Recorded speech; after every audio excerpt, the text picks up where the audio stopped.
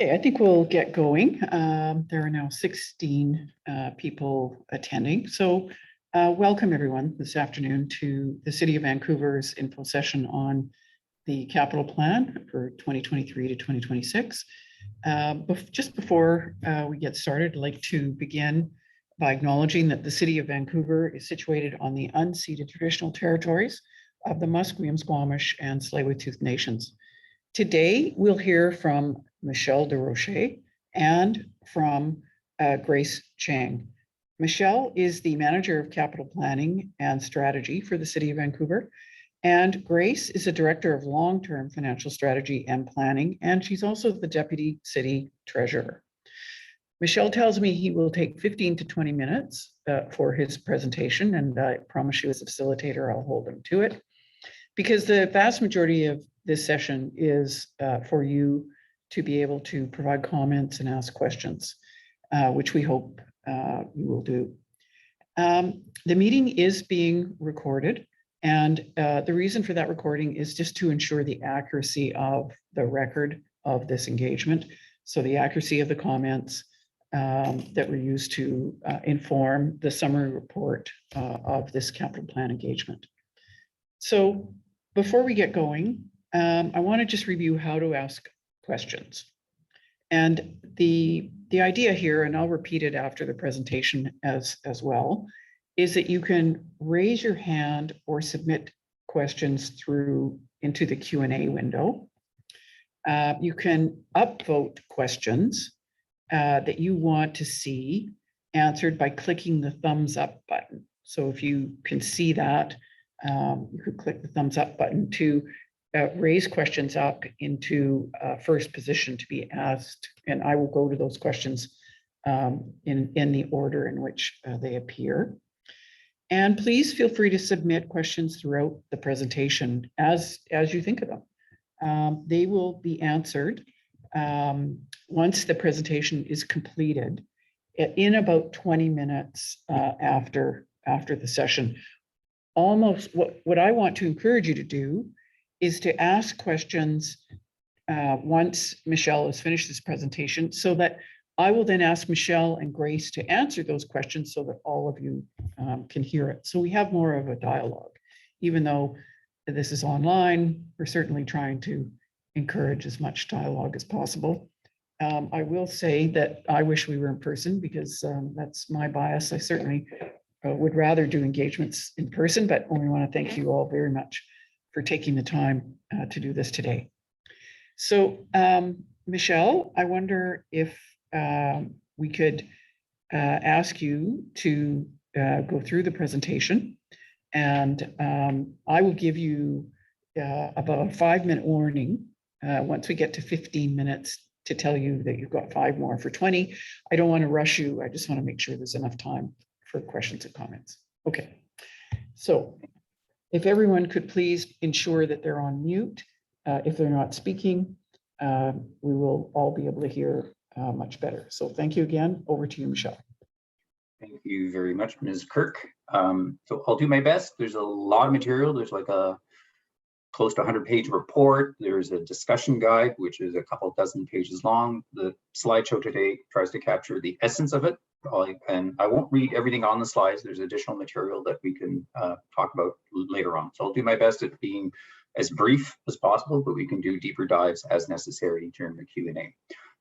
First thing I'll say about capital planning, just make it super simple. The city has 2 basic versions of reality. One is capital, the other is operating. And the way I describe it generally is the capital side of things is the swimming pool. The operating is the lifeguard or the swim attendant. It's the librarian capital, is the librarian in the operating. So think of it as sort of the physical infrastructure that's out there, the buildings, the fire halls, the pipes that are underground that bring water to your homes, things like that. That's the capital side. The police officers, the librarians, that's all on the operating side of the way we do it. So today the focus is on the physical infrastructure, and what we do with the capital is that we focus on a longer term. It's not done just year by year. We try to look out. So we do a 4-year, what's called capital plan, And last thing I would note is that we do a lot with the City of Vancouver, but we don't do everything. So we don't do schools. That's done through Vancouver School Board and Conseil Scolaire Francophone. And we don't do hospitals. That's done through the Health Authority and all that. So there's a wide range of things that we do, but we don't do everything. So we'll focus on the items that we assist with through the capital planning process. Next slide, please. We take a relatively standard process at the City of Vancouver. So what we do internally in the first left-hand side of the slide is we do some internal work, all the departments who help with some of the infrastructure questions that we have. We work with them in the finance department. Grace and I work in the finance department. We kind of create a draft, we workshop some of the items with City Council, and then we prepare what's called a draft capital plan, which is a document that we're working through right now. We have public engagement. That's what we're doing exactly right now. There's a Talk Vancouver survey, different mechanisms for getting the pulse of the nation. And eventually we summarize what we've heard from the public and we present a final capital plan before council that will be in July. And an important note in the world of capital is that we actually take a portion, not all, a portion of the capital plan, a certain amount of debt. They wind up being borrowing questions. So if you voted in Vancouver before the municipal election, on the flip side of the ballot, there are questions that are associated with giving council the authority to borrow money for some of the infrastructure projects that are in the capital plan. Next slide, please. There are a couple of slides on funding stuff here, financial stuff. So one slide on funding. So we've tried to simplify. It's a complex world, a lot of the work that we do in financial stuff. So we're trying to simplify things as much as possible. It's sometimes a bit of oversimplification, but it helps understand stuff as much as possible. So we framed it as city contribution, development contribution, and partner contributions. This is where the money's coming from to do the work that we want to. The key thing with city contribution, view it as it's all citizens paying into a bucket. So all taxpayers, all ratepayers for the water system and the sewer system pay in. And we focus most of that on maintaining and renewing the infrastructure that's already on the ground in the City of Vancouver. The development contributions are typically on behalf of new residents, on behalf of new workers. We get development through a different number of fees that we charge to collect money so that we can provide additional infrastructure to serve those new residents and those new workers in Vancouver. And partner contributions are typically the federal government, the provincial government, TransLink, Metro Vancouver, or other partners who are supporting some of the infrastructure that we have. And depending on the nature of the program, it's either renewing some of the infrastructure or it's adding new infrastructure. It depends on the nature of what the partner is trying to do. Right-hand side, you see the pie chart. There's 3 different funding sources. Large chunk is city, large chunk is development. The partner contribution is small because when we start the capital plan, we don't know all the funding that will come from our partners. We know some, but the idea is over time, as the passage of time works through the 4-year plan, that share grows during the 4-year period. Next slide, please. The second slide on sort of the financials has to do with sort of the payment, we call the payment method. And there are 3 basic methods that we use, what are called capital reserves, pay-as-you-go, and debt. And I'll make it super simple. Hypothetical example, we want to build 10 stop signs. Each stop sign costs $1. So if you're using capital reserves, you'd be saying, I'm getting $1 this year, I'm getting $1 in year 2, $1 in year 3, all the way to year 10. And in year 10, I've accumulated $10. In year 10 or 11, I can do 10 stop signs. So I accumulate the money in a reserve and then I do the project, whatever the project is. Pay as you go is I get $1 in year 1, I do 1 stop sign in year 1. I get $1 in year 2, I do a stop sign in year 2, and so on for 10 years. So at the end, I'm still getting 10 stop signs. I just done year by year, a little bit by a little bit. That's the pay as you go method. And the debt is the reverse of the reserve, which is I get $10 in year 1. I will do 10 stop signs in year 1, but in year 2 to year 10, I have to pay back the $9 that I have to eventually pay back there. So year 1 is taken care of, but every year I have to put back $1 in the system. So those are you wind up with 10 stop signs, $10, roughly speaking, at the end of the day, but 3 different mechanisms for doing it. So that's sort of the payment method along the way. And the debt component or component of the debt has to be approved by the voters. As you can see, we have funding in all payment methods in all 3 different kinds here along the way. So the component of the debt goes onto the ballot at the civic election. Next, please.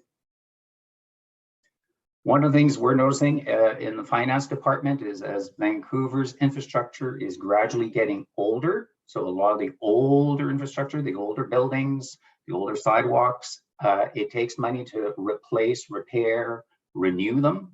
And what we're seeing slowly over time is that we're not keeping up with the amount of repair, renewal that we have to do.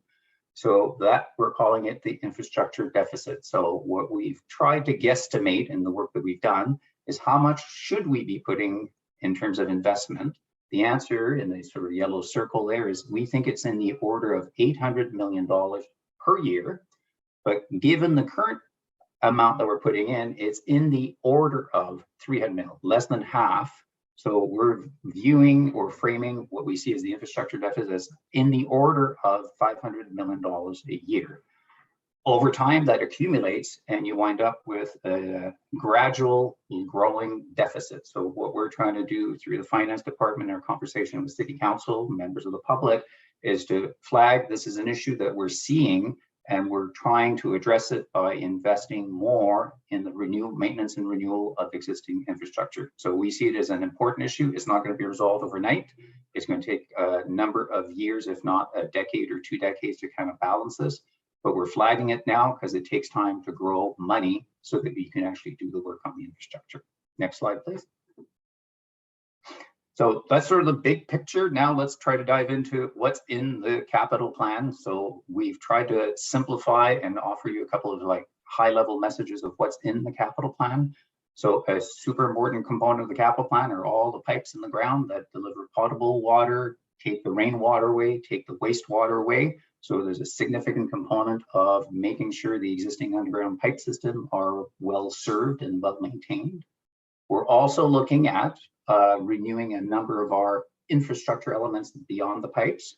So if you're looking at our facilities, or whether they're community facilities, public safety facilities, some of the elements that we have in the park system and all that, all the view of making sure that they're in good condition as best as we can with the amount of money. We want to enhance where we're at with affordable housing and childcare. And the last statement there, growing initiative investments required on the climate front, both what we call the climate change mitigation as well as a climate change adaptation. Next slide, please. As you look at it, in the old days we said, what does $1 million buy you? Well, what we framed here is what does $50 million buys you, because the quantity, it helps understand a bit of the quantity. So just to give you a bit of a guide here, $50 million translates into, if you're looking in the world of non-market housing, basically about 100 units, whether you're renewing 100 units or adding 100 units, but it's about 100 units of housing that you get with that. If you're in the world of childcare, it would give you about 250 spaces. If you're looking at, let's say, parkland acquisition, I'd like to make Vancouver a little bit greener, $50 million probably buys you about 1 city block, which is about 1 hectare of land. And in the world of transportation, we've offered a bit of a mixed bag here, but there are some pedestrian improvements. So it's about 100 pedestrian crossings. You'd wind up with maybe 10 kilometers of additional enhanced walking and cycling, what's called active transportation, and 10 pedestrian plazas. So it's kind of trying to give you a bit of an overview of what you could do with some of the money in the capital plan. Next, please. The capital plans, we've organized it, 12 different chapters. We'll go quickly through each of the 12. Next slide, please. So water, sewers, and drainage. So those are the 3 types of water that we try to manage at the City of Vancouver. A lot of it, as I mentioned earlier, is renewing the extensive pipe system that's under streets and lanes all across Vancouver. So massive size of the pipe system, massive investment needed just to keep the system going. And we're also doing some of the work in terms of rainfall patterns are changing. So we have to adapt the way that we do our pipe system and rainwater management system. So there's some work there, and you do work both on individual projects, but also what's called at the watershed level. In terms of housing, there's a fair bit of housing that's done, and I'll explain a little bit here. In kind are requirements that we get development to build on behalf of the City of Vancouver through a rezoning of a piece of land. So at a specific site, council may have approved in the past a certain amount of development, and as a requirement of the development, they may be required to provide a building with 100 units. So council's already approved them. We're in the capital plan. What we do is we try to reference how much we think is going to happen of those previous approvals in the next 4-year period. So right now we're estimating about 700 plus units of new non-market housing that will be built in the 4-year period through this mechanism. We have money in the capital plan for land acquisition. So we need to build new housing on land. So we have to go out and buy land as kind of step one there. And the land would be sufficient for generating in the order of 1,500 units at some point in the future. We have a series of different strategies in the rural housing for what are called SRO, single room occupancy hotels in the core part of Vancouver. We also have funding that we offer to our housing partners. So it's not just the City of Vancouver, it's Vancouver and our partners. And there's also some mechanisms that are at place with some of the developments whereby they provide rental housing that's secured for a elongated multi-decade long period that we've captured in the capital plan. Transportation, we're proposing to do significant work, structural seismic work on both Campy Bridge and Granville Bridge. So we sort of, the bridges are getting old, got to take good care of them, make sure they're seismically resilient. There's work on Gastown, Water Street. Some of the pavement and the sidewalks are in need of serious repair. It's falling apart step by step as we look at it right now. There are programs to improve walking and cycling. That's called the Active Transportation Program. We have safety programs. And one that's happening in this capital plan, it's under construction right now, is the Broadway subway. But once the subway project is finished, there's going to be some changes to where the streets and the sidewalk along Broadway is going to be organized. So there's some money in the capital plan to support that. Community facilities, 2 large projects that we're looking at renewing. One is Raycam Community Center in part of Strathcona neighborhood. And the other one is the Vancouver Aquatic Center located right next to Burrard Bridge in West End. There's also 2 additional community centers that are being sort of planned out through large scale development. One in Northeast Falls Creek, that's very close to the Plaza of Nations site, if you know it, very close to BC Place Stadium. And one in Southeast Vancouver called East Fraserlands, just a boundary with the city of Burnaby. The West End Community Center and the Joe Forty's libraries we're already working away on that project. What we see happening with that project is ongoing investment, not right now to build it, but to go from the planning phase to the what we call the detailed design phase. That's sort of what's in the capital plan right now. Next slide, please. Parks, there are some brand new parks that will be added to the system. 2 parks that are notable. One is in Southeast Falls Creek, very close to the Science World, which is called East Park, and it's going to be east of the Olympic Village. So if you're between the Olympic Village and Science World, that's the spot where the park will be built.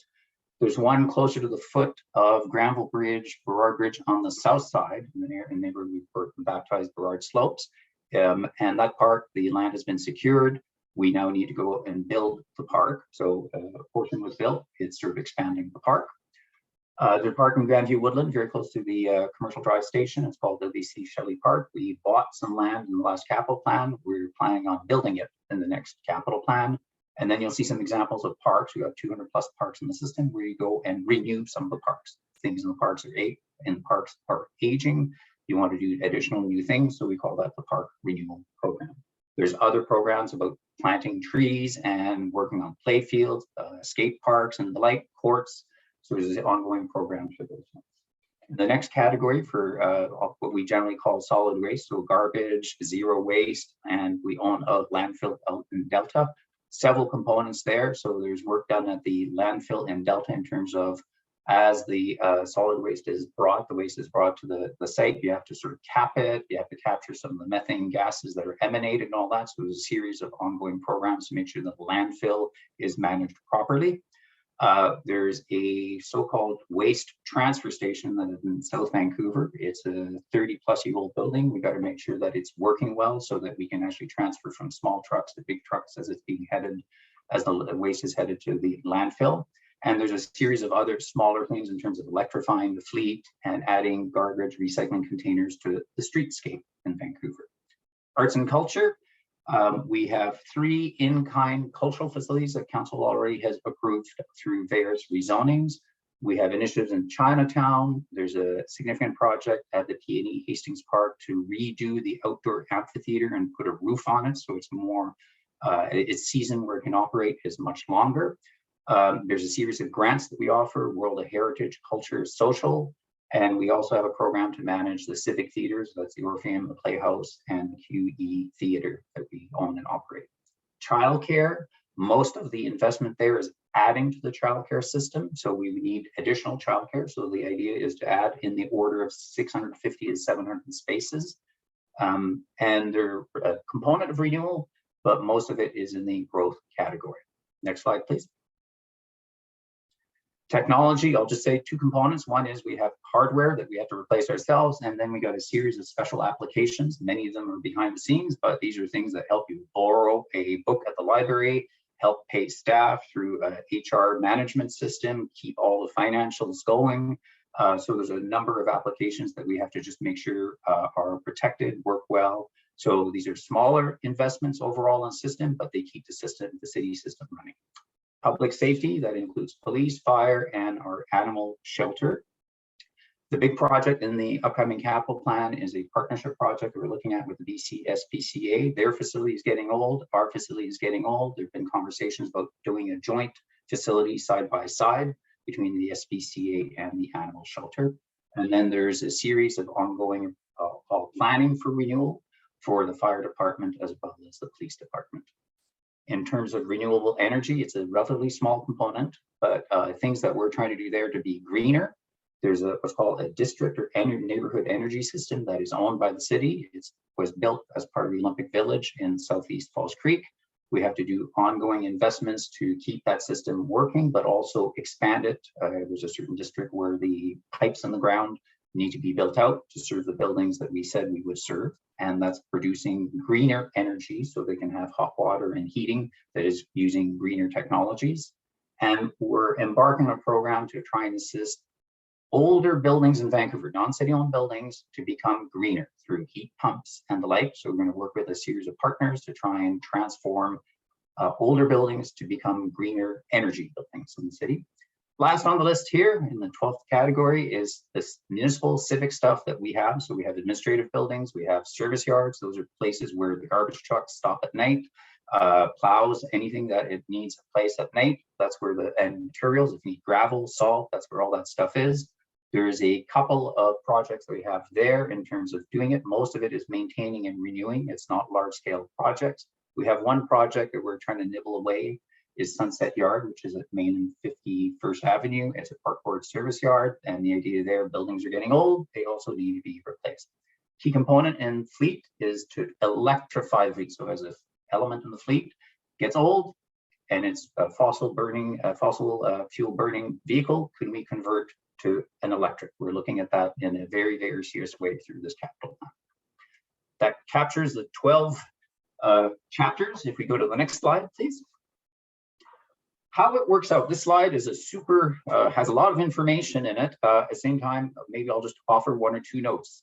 Every row is not the same. As you can see, water, sewer, and drainage, massive investment. And I'll just paraphrase, it's about 1/3 of all the assets. All the pipes we have underground represents 1/3 of the value. So it's maybe no surprise that it represents 1/3 of the capital plan. So the size of the bar that's shown here is somewhat commensurate with how large the network is. So, and therefore how much investment we need to make in terms of maintaining and renewing it, and in some cases growing the system. So it varies. Housing, you'll see more growing the system. Childcare, you'll see more growing the system.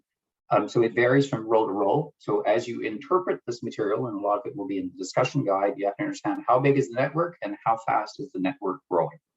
And we have questions that are based in the Talk Vancouver survey of these 12 different areas. So that's sort of the way the material is set up.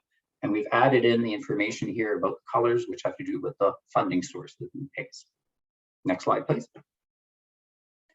Last slide, I think for me on this one is sort of the flexibility. How much room do I have? If I were city councillor or mayor, how much can I change here in the capital plan? And there are some elements that can be changed. There are other elements that are probably not changeable because of previous decisions. So we've tried to offer some examples of where there's more flexibility and where there's less flexibility in the system. The one I mentioned earlier about where council's all approved what's called an in-kind amenity as part of a previous rezoning that's gone to a public hearing and council approved it. Those ones, there's basically no flexibility. The approval is there. What we're trying to do is in the capital plan, showcase it. So a new cultural facility or a new housing or a new childcare project, that's happening in the next period of time. We're just trying to capture that so it's visible. Those where there's, I'll call less flexibility as opposed to more flexibility, we call those one-time projects, and there's likely less phasing. Think of one of the examples I just offered you, the aquatic center. You can't build half of the Vancouver aquatic. Either you're rebuilding the whole building or you're not doing the project. So you're kind of saying I'm doing all or I'm not doing it this capital plan. The second item there is a one-time project with partners. So I gave the example of a project with the animal shelter and the BC SPCA. We could pull away from that project, but our partner was kind of relying on us. So there's a certain commitment there. We could cancel it and cancel the commitment, but it probably has some risk attached with that one. Areas where there's more flexibility, so where it's easier to move stuff, is if you have a project that is phased. So the example I can think that I referenced earlier is Water Street, the Gastown rehab project. You could choose to do more rehabilitation of the pavement and street, as well as on the sidewalk. You could choose to do maybe less. There's probably some flexibility with quantity of work that we need to do there. It's not like build half a pool or the whole, like the scale there can be adjusted. And the other ones are what we call the ongoing programs. So think of the paving program, the playground replacement program, or some of the pipes in the ground program. You can choose to do more of this capital plan, choose to do a little bit less. So those ones have more ability to scale up or scale down. I think I've completed my part, Mrs. Kirk. I will turn it back to you.